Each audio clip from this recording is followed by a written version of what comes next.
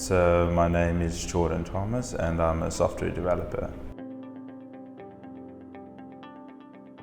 So I usually work on the stitching pipelines to map all the images together that the clients and pilots upload.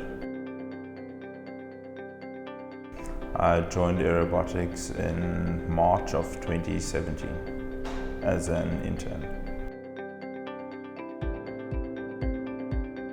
I was studying electrical engineering, found my love for programming during the course of studying and decided to go into that.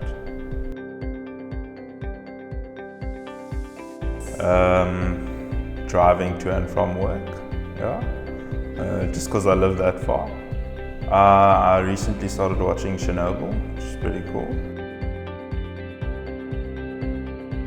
So when I get in, I read my emails and then we go for our coffee run at 9 to the famous Ground Art, which is the best coffee in Cape Town.